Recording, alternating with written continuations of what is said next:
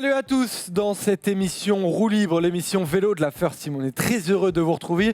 Très heureux, mais on va parler des moments qu'on n'a pas trop aimé cette saison, on va le dire. Clairement, Polo, aujourd'hui, c'est une émission pour dire tout ce qu'on a sur le cœur, tout ce qu'on n'a pas aimé. Tout simplement, les flops de cette saison. Et il y en a eu quelques-uns. Certains seront d'accord avec nous, d'autres non. Même au sein de la rédaction Roue Libre, ça fait discuter avec notre ami outre-Atlantique qui n'est pas content. On salue Louis Moreau d'ailleurs. Mais voilà, on a choisi 5 flops qui pour moi sont indiscutables. Mais paraît-il qu'on peut en discuter. Donc on va en discuter avec Robin déjà et avec vous dans les commentaires pour plus tard. T'es chaud pour tacler, casser aujourd'hui, Robin? Oui, j'ai mis un teasing dans l'émission sur les tops. Je crois qu'on va en reparler, donc je suis pressé. Et ouais, parce que c'est très facile de complimenter les coureurs, très facile de dire que tout le monde il est beau, tout le monde il est gentil, mais c'est très compliqué de dire que quand ça va pas aussi, d'avoir les bons arguments, histoire qu'on se fasse pas trop insulter non plus, parce que je pense que vous allez aussi ne pas être d'accord forcément avec tout ce qu'on va dire, mais voilà, on va donner des sentiments sur les raisons pour lesquelles on n'a pas aimé ces courses-là, ces moments-là de la saison. Évidemment, on commence avec le Tour des Flandres. Le Tour des Flandres parce que gagné, on le rappelle, par Alberto Bettiol devant Kasper Asgreen et Alexander Kristoff. Mathieu Van Der Poel avait fini 4e. Alors les gars, qui a le plus envie là de dire pourquoi il n'avait pas aimé le Tour des Flandres? Parce que s'il y a bien un moment de la saison que vous n'avez pas aimé, quand on en a parlé, c'est tous les deux, vous avez cité celui-là, Robin. Bah moi, c'est le moment que j'attendais le plus de la saison. Le Tour des Flandres, c'est ma course préférée. C'est le dimanche où il n'y a pas moyen que je sois autre part que chez moi, ou alors c'est que je suis dans les Flandres. Et je veux absolument voir ce qui se passe. Et je veux surtout voir une bagarre entre favoris, entre Cador. Et on voit le top 10, les Cador, ils sont un peu trop loin, quoi, à mon goût. Ils sont pas sur les trois premières marches du podium. Et moi, ça restera comme une déception. Alberto Bettiol, oui, il fait un beau numéro, mais c'est un mec qu'on n'avait pas vu jusqu'à une semaine avant. Il avait fait, 10 jours avant, il avait fait 4e du Grand Prix E3. Il avait fait un beau Tirreno aussi avec l'équipe Lièvre Drapac. On peut le voir d'ailleurs, Ben, le palmarès d'Alberto Bettiol pour dire que ce n'est pas forcément l'homme qu'on attendait, et notamment chez Lièvre Drapac, parce qu'il y avait Sepp Van Mark qui a beaucoup travaillé pour lui.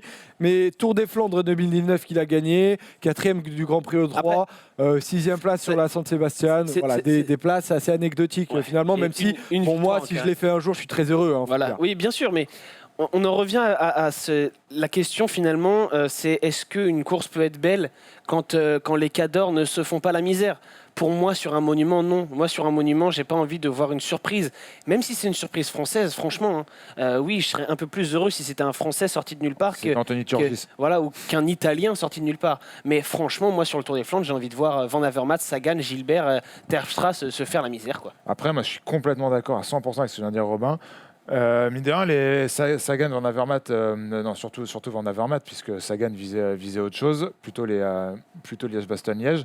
Les Van Avermaet, les Nassen et tout, ils étaient moins forts que lui. Ça s'est fait à la pédale. Quand il sort dans le vieux Quarmont, il monte. C'est ça. Il y a des raisons pour qu'il gagne, ça c'est sûr. C'est ça. Quand il sort dans le vieux Quarmont, comme la manière dont il résiste dans le Paterberg, il fait mine de rien une course monstrueuse. Mais après, on se pose la question de la légitimité de quelqu'un qui vient de nulle part et de quelqu'un qui n'a rien fait. Est-ce qu'on va pas attendre la saison 2020 aussi pour réellement apprécier oui ou non cette victoire d'Alberto Bettiol? On verra. J'aimerais déjà bien voir Bettiol. On l'a revu un peu en fin de saison et encore, c'était sur les Grands Prix, les Grands Prix où il avait performé, on l'a vu en 2016, sur les Grands Prix canadiens. Moi, je suis embêté par cette victoire sur peut-être l'un des plus beaux monuments, voire le plus beau monument selon Robin. J'ai pas du tout aimé le scénario. Je trouve qu'il ne s'est rien passé d'incroyable devant le vieux Quarmont. J'ai souvenir d'une attaque de Kasper Asgreen. Kasper Asgreen fait une superbe course et lui aussi prend rendez-vous pour l'avenir, le Danois. J'ai souvenir d'une attaque de Van Barle aussi, le coureur d'Ineos. Mais j'ai pas de grands souvenirs de grands moments dans cette course. Je suis un peu déçu. Ouais, c'est vrai que quand Alberto Bettiol attaque, les favoris derrière sont fixés tout simplement. Il y a Van Avermaet qui essaie de relancer, mais Sagan, il tire la langue, il est tout simplement beaucoup trop fort pour tout le monde. Et ce qu'il a dit à l'arrivée, je ne le crois pas, je ne peux pas croire à ce que j'ai fait. Je me sentais bien dans le vieux Quarmont, alors l'équipe m'a dit d'attaquer. Seth Van Mark a fait un travail incroyable. Un champion comme lui qui travaille, pour moi, c'est extraordinaire. En fait, il n'y a pas d'histoire à raconter avec ce vainqueur. C'est pas un gars qui a tourné autour et qui finit par gagner. C'est pas un jeune espoir qui prend rendez-vous véritablement. On a l'impression que c'est un coureur... alors peut-être que je me trompe, et 2020, tu as raison, nous dira si c'est ça ou pas. On a l'impression que c'est un peu un coureur tempête qui est passé une fois, qui a raflé ça en passant et qui repart là où il était. On enchaîne avec le deuxième flop de la saison. C'est un flop qui est arrivé très tardivement. Mais alors, attendez d'avoir les arguments de Polo et de Robin pour comprendre. C'est les mondiaux. Tout simplement gagnés par un coureur qu'on adore, hein, Mats Pedersen. Mais il y a un mais, Polo. Alors, pourquoi les mondiaux dans les flops ? Pourquoi ? Je sais pas. J'aimais pas trop le parcours au début, mais finalement la météo a fait qu'il il est devenu très très sélectif. Ça, pour le coup, c'est plutôt cool. Mais moi, j'ai peur. Au final, le problème, et je pense qu'on revient aussi à ce qu'on disait sur le Tour des Flandres, c'est qu'on est déçu par le vainqueur. Est-ce que ce vainqueur, Mats Pedersen, il est encore très jeune. Il est plus jeune qu'un Bettiol. Il a l'avenir devant lui. On l'a déjà vu faire des belles choses, notamment deuxième du Tour des Flandres il y a 2 ans. Mais je suis quand même emmerdé par le fait que ce ne soit pas encore un grand nom qui va porter ce maillot arc-en-ciel. Et je pense que là où les mondiaux m'ont le plus déçu, on en discutait beaucoup, notamment avec Louis, notre compère de chez Roue Libre. Qui lui défend le fait que si c'est, en gros, il nous critique en disant, en gros, si c'est pas un favori qui gagne, vous n'êtes pas content, quoi. Ouais, c'est ça. Mais c'était pas un favori, un Français. Et ben j'ai envie de te dire, peut-être que c'est le cas, peut-être que inconsciemment c'est le cas. Moi, parce qu'il y a des super courses en amateur, hein, et pourtant ça fait pas la course de l'année parce que les mecs on les connaît pas et on a envie de voir des bagarres entre gros noms. Mais voilà, tu me demandes là, quand je vois ce podium, tu me demandes lequel j'aurais préféré voir un Trentin qui, je pense, aurait beaucoup mieux représenté avec beaucoup plus de qualité ce maillot ce maillot arc-en-ciel. J'aurais préféré voir peut-être un Matteo Trentin. Voilà, je pense que le fait principal de pourquoi on le met dans les flops, et c'est peut-être un peu dur parce que finalement c'était une belle course, il s'est passé des choses. La météo a rendu ça assez incroyable. Mais le problème, c'est cette victoire de Mats Pedersen, qui pour le coup, lui, n'a rien à se reprocher. C'est un très beau vainqueur sur la course. Il peut pas faire mieux. Qui a été fort et très intelligent. Mais voilà. Nous, même dans le scénario, il a pas ratonné, il a pas profité de circonstances de chute voilà. Mais c'est entre guillemets une échappée qui gagne, quoi, avec Pedersen et Kung. Et finalement. Oui, lui, il a rien à se reprocher, mais c'est comme je me rappelle par exemple de Johan van Sommeren qui avait gagné Paris-Roubaix en 2011 après une superbe échappée. Bah, c'est magnifique, mais on n'avait pas forcément envie de voir ça. Ou Mathieu Ayman qui gagne Paris-Roubaix en 2016, c'est incroyable. Mais on avait envie de voir Bonnen qui gagne Paris-Roubaix. Et bah là, c'est un peu pareil. On avait envie de voir Alaphilippe, Van Avermaet, même Van Der Poel. Mathieu Ayman. Bah justement, Alaphilippe, lui qui a dit qu'à la fin, on a une déclaration, on le rappelle, il dit qu'il n'était pas du tout déçu de sa place. Au contraire, je suis très content d'en avoir terminé. Il avait terminé au-delà de la 30e place, je crois, même pas premier français, parce que c'est Tony Galopin qui a terminé premier. Sacrée journée, on espérait mieux. Si c'était à refaire, je ne changerais rien, c'était parfait, mais je ne m'attendais pas à un miracle dans ces conditions. Est-ce que c'est pas les conditions aussi, Polo? Toi, tu trouves que les conditions ont amené un truc en plus? Pour le contre-la-montre, c'était catastrophique. Ça a amené un beau bordel. Il y avait beaucoup trop de flotte, et pour des gens qui cherchent la meilleure trajectoire sur les marginal gains comme ça, je trouve ça terrible de devoir soit aller dans des piscines de flotte et pour pouvoir prendre les bonnes trajectoires, ou justement les esquiver. Je trouvais ça un peu dommage. Là, pour une course en ligne élite homme, je trouve ça plutôt cool et plutôt intéressant. Et c'est bien qu'on parle d'Alaphilippe. Ça pourrait te faire un championnat du monde assez légendaire. Si tu as une course incroyable avec les Cadors, tu le retiens, le championnat du monde sous la pluie, quoi. C'est ça. Et le problème, c'est ça aussi. C'est Alaphilippe qui déçoit. Mais est-ce que c'était pas anticipable le fait qu'Alaphilippe déçoive? On l'a vu après. On s'est dit, mais peut-être qu'il vise le Lombardie. Puis finalement, il participe au Lombardie. Il était rincé. C'est normal. Après le Tour de France qu'il a fait, comme un Thibaut Pinot, par exemple, on pouvait peut-être anticiper ça. Et c'est peut-être ce qui rajoute un peu de frustration à ces mondiaux. On enchaîne avec le 3e flop de la saison et on va peut-être aussi avoir un peu les mêmes arguments. Je vais vous écouter. Sur le Tour de Lombardie. Tour de Lombardie gagné par Bauke Mollema. Et là, autant sur Alberto Bettiol, il y a eu des favoris derrière qui ont tenté d'aller le chercher. Autant Bauke Mollema, quand il est parti, Robin... on a l'impression qu'ils sont un peu regardés quand même. C'est pas passé grand-chose. Ouais. Franchement, en plus, on sortait d'un dernier Tour de Lombardie qui était le duel Pinot-Nibali, qui avait été magnifique. Entre Nibali, qui était entre guillemets le maître des lieux, Pinot, qui était un peu le challenger, et le Français qui adore l'Italie, et que avec panache, qui est allé chercher ce Tour de Lombardie en 2018. Forcément, après une course comme ça, on arrive avec des attentes sur l'édition suivante.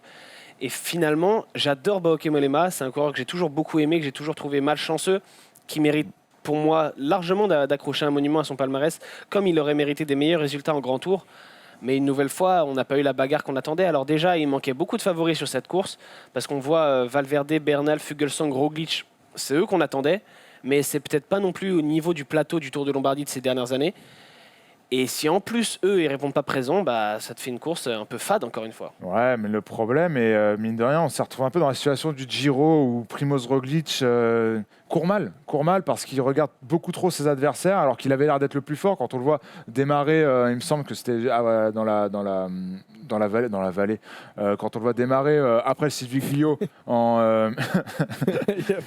y a un karaoké en régie. Et quand on le voit démarrer dans la vallée après le Civiglio, qu'il arrive à lâcher les mecs sur le. Bon, après, il se fait reprendre, mais il arrive quand même à faire un bel écart déjà avec les favoris sur du plat. Tu dis peut-être que c'était le plus fort et qu'il n'a rien tenté. Quand tu es le plus fort, quand tu vas partir un Bok Mollema, tu ne le laisses pas partir, même si.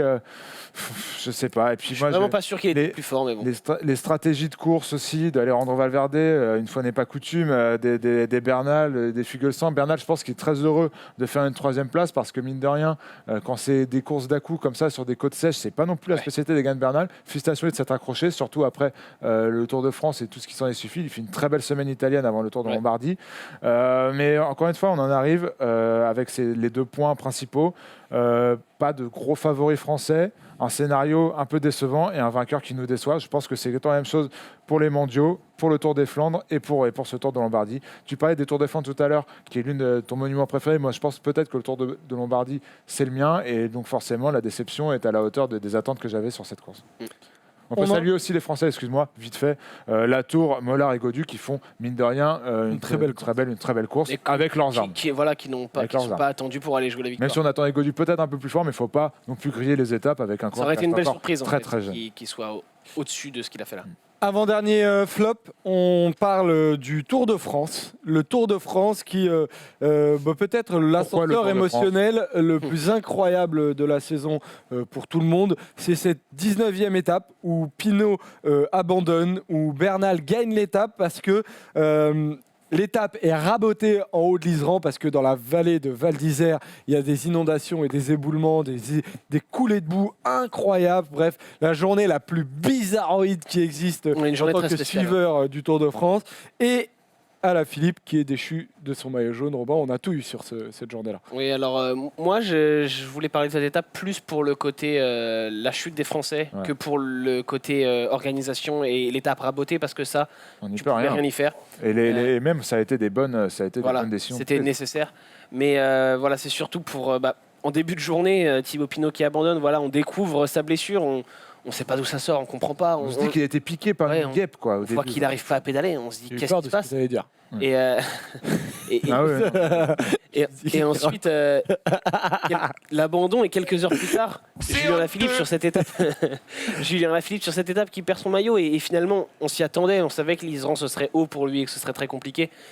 Mais après l'abandon de Pinot, ça venait s'ajouter, ça venait faire un truc en plus et finalement on se disait bon maintenant que Pinot est plus là, croisons les doigts, peut-être qu'Alaphilippe peut tenir un podium.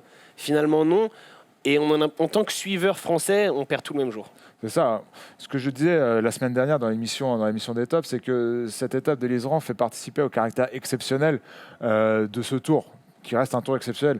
Mais en tout premier lieu, cette étape de l'Iseran et cette arrivée à Tignes-Galvaudé reste parmi peut-être le souvenir le plus terrible que j'ai de moi regardant le vélo avec ce Thibaut Pinot qui très tôt dans cette étape abandonne, qui est au bout du rouleau, qui nous fait monter, même à lui évidemment, mais surtout à nous, les larmes aux yeux, parce que ça devait être son jour à Thibaut Pinot. Il devait tout casser dans l'Iseran, même si la veille, il avait déjà été dans le dur à cause de sa blessure. On s'en était pas rendu compte. On se dit que c'était peut-être une mauvaise journée, qu'il n'y en aura pas deux, et que là, dans l'Iseran, quand ça arrive en altitude comme ça, il aime bien. Quand il fait un temps de merde, il aime bien. Ça l'aide pour lui. Et pas du tout. Et puis, Julien Alaphilippe, c'était peut-être plus attendu, mais qui craque aussi sur les pentes du poids de ce Tour de France. C'était un peu triste. Prévisible, mais une journée très triste dans l'ensemble. Et c'est une question de point de vue, parce que nous, en tant que Français, on le retient comme une journée tragique, mais les non-Français retiendront sûrement plus la prise de pouvoir d'Egan Bernal, finalement. Vraiment. On a tout dit sur l'étape de l'Iseran, du Tour. On a eu 4 flops. On parle d'un dernier flop. On va parler d'abord de la chute de Christopher Froome, parce que la chute de Christopher Froome, juste avant le Tour de France, on a eu très très peur pour Christopher Froome et les chutes dans le vélo. Évidemment, c'est ce qui nous fait le plus peur, donc ça doit faire partie des flops, Robin. Ouais, ça nous a privé d'une bagarre encore plus intense sur le Tour de France. On aurait aimé voir ce que ça donnait chez Ineos avec les 3, Froome, Thomas et Bernal. Ça a déjà été un sacré casse-tête. On n'a parfois pas su à quoi jouer Ineos avec Froome et Bernal. On se dit qu'avec un 3e dans le lot, ça aurait été peut-être encore plus incroyable, encore plus explosif. Et puis oui, il y a eu la peur aussi, avec la gravité de la blessure, de se dire est-ce qu'on ne vient pas d'assister à la fin de carrière de Chris Froome ? Finalement, non, on en est très heureux, mais on ne l'a pas encore vu revenir en compétition. C'est pas dit qu'il revienne à un niveau qui lui permette de jouer ce qu'il jouait avant sa chute. Donc voilà, sachant qu'on aime ou on n'aime pas Chris Froome, mais il a 4 Tours de France, il veut concourir pour un 5e, rentrer dans l'histoire, être le coureur le plus titré avec Anquetil, Merckx, Hinault et Indurain. Voilà, il fait partie de l'histoire du vélo, et s'il termine là-dessus, s'il ne redevient jamais le Froome qu'il a été, et que la dernière image qu'on a de lui, c'est cette chute sur la reconnaissance du chrono du Dauphiné, ce sera quand même très triste. Clairement, tu as tout dit, difficile à dire dans quel état il va revenir, s'il peut revenir à son meilleur niveau, mais en tout cas, comme tu l'as très bien dit, ça nous a privé d'une belle bataille interne chez Ineos, notamment face à un Bernal qui avait la fois. Après, Chris Froome ne faisait pas non plus un début de saison. Bon, Chris Froome n'est pas toujours rarement très bon, rarement des gros débuts de saison, mais là il était en retrait sur tous ses points de passage, notamment sur les saisons où il a remporté sur ces 4 saisons il a remporté le Tour de France. Donc est-ce que Chris Froome aurait été au niveau, même sans cette chute, au niveau d'un Bernal ou d'un Pinot sur ce tour? J'en étais pas persuadé. Après, le fait est que tout va bien. C'est plus de peur que de mal. Enfin, plus de peur que de mal. Il y a quand même beaucoup de mal. Ouais. Mais au moins, il est remonté sur un vélo et il a quand même pour objectif de gagner son 5e Tour de France l'an prochain. Donc, c'est quand même rassurant. Sachant que Egan Bernal a dit que l'année prochaine, il n'aurait aucun problème à se mettre au service de s'il était plus fort en montagne. S'il était plus fort en montagne. Mais à mon avis, un gros si quand même. À mon avis, je vois Bernal qui vient de gagner son tour. Je sais pas. Enfin bref, là, c'est une position. Ce sera le. Si Chris Froome est au niveau, je pense qu'ils feront tout pour que Chris Froome gagne un 5e Tour de France. On termine cette émission avec un hommage pour un jeune coureur qui est décédé cette année. C'est Björg Lambrecht, le jeune coureur de la Lotto Soudal qui a perdu la vie sur le Tour de Pologne, qui est allé sur le bas-côté, qui a pris des cylindres en béton et qui malheureusement a perdu la vie. Alors quand un coureur perd à cet âge-là la vie, et notamment pas comme de la même manière les pistonnés en ont parlé, Antoine Hubert en F2, c'est d'une tristesse absolue, d'autant plus Polo, c'était un coureur, un jeune espoir exceptionnel. C'est incontestablement le pire moment de l'année. Je pense que pour rajouter à ce que tu viens de dire, il n'y a pas grand-chose à dire. C'était un fantastique espoir. Moi, je me souviens, notamment quand on a fait notre preview de la Flèche Wallonne, on avait tous les trois choisi une grosse cote. Et moi, ma grosse cote, c'était lui parce qu'il faisait un super début de saison, qui était en forme et qui représentait le cyclisme, l'avenir, en tout cas, des grimpeurs en Belgique. Le cyclisme belge qui a eu du mal à se retrouver de vrais bons grimpeurs depuis quelques années. Là, ça risque peut-être de changer avec les Evenepoel et consorts. Mais il représentait vraiment l'avenir de ce cyclisme belge, et être coupé en plein vol comme ça, c'est juste terrible. C'est incontestablement le pire moment de l'année de cette saison cyclisme. Et au-delà de tous les espoirs qu'il y avait autour de lui, c'est aussi un drame de plus dans le vélo. C'est pas le premier. On est sur une série quand même depuis 4-5 ans assez incroyable entre ceux qui sont décédés en course et ceux qui sont décédés à l'entraînement. On sait que le vélo est l'un des sports les plus compliqués à sécuriser, parce que quand tu fais juste une étape de 200 km, tu passes sur tellement de routes, tu ne peux pas mettre des mecs partout pour faire en sorte que chaque rond-point soit sécurisé, chaque carrefour soit sans danger. Mais voilà, je pense qu'il faut bosser là-dessus, parce que ça fait, à mon sens, trop de drames depuis 4-5 ans. Voilà, on termine sur cet hommage à Björg Lambrecht. On pense évidemment très très fort à sa famille, à ses équipiers qui lui avaient rendu hommage et qui ont continué à courir sur ce Tour de Pologne. Et ça, c'est signe d'une force mentale exceptionnelle. On a terminé avec les flops. Merci Polo. Merci à toi Joseph. Merci mon Robin. Merci Joseph. Et à très très vite sur Roue Libre. Ciao les rouleurs, gros bisous. Salut.